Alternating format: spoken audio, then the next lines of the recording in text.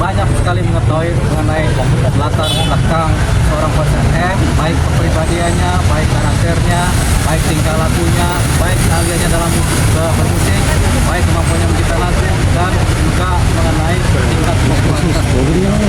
Yang mereka belum paham adalah mengenai keterlibatan beliau dalam penggunaan narkotika selaku pengguna ya. Tapi mereka para saksi pernah menjenguk seorang Faris RM di tempat rehabilitasi di Lido. Jadi di sana saling ngobrol lah. Memang Bang Faris ini memang kecanduan atau ketergantungan. Kalau kecanduan itu biasanya ganja, candu kan. Kalau ketergantungan itu biasanya sabu-sabu, tergantung gitu kan. Lagi tergantungan kita nggak tahu ya. Tapi yang jelas tadi begitu memang meringankan saksi tersebut ya. Yang kedua ini kan sudah mulai ada di persidangan fakta-fakta bahwasanya memang Bang Faris RM ini hanyalah sebagai pengguna. Karena untuk dicari sebagai pengedar nggak ketemu.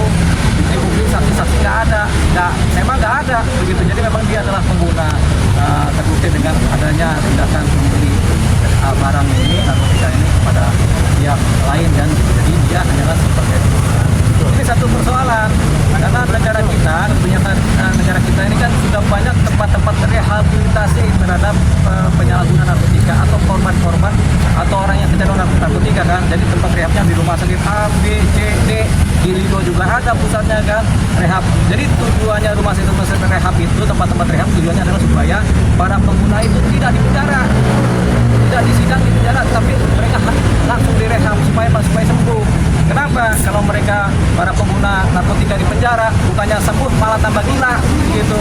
Jadi memang harapannya dibikinlah tempat-tempat ini supaya ada tempat pemulihan dari ketergantungan narkotika, pemulihan dari ketergantungan kecanduan. Jadi itulah fungsinya. Makanya kebijakan negara, siapapun yang menggunakan narkotika sebagai pengguna itu sekarang dianggap sebagai korban, dan ketika pun tertangkap sebagai pengguna seharusnya langsung direhab, bukan disidang. Nah persoalannya ini kan seorang Faris RM disidang sebagai pengedar, makanya terjadilah persidangan.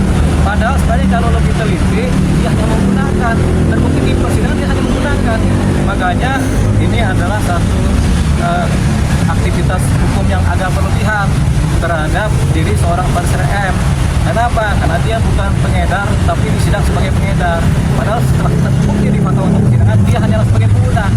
Harusnya ketika di penyidikan atau penyelidikan dia terpantau dia sebagai pengguna, apalagi sudah ada kronologis kan, dia berapa kali menggunakan, tertangkap menggunakan, dan itu kan kronologis, sudah ada juga rehabilitasi, itu kan juga kronologis. Harusnya yang penyidik di Polres atau di mana juga di jaksa harusnya untuk perkara ini langsung saja direhab, diajukan ke BNN untuk direhab, nggak perlu disidang, karena disidang itu buang-buang waktu gitu, buang-buang tenaga, buang pikiran, pengacara juga suruh kerja kan begitu.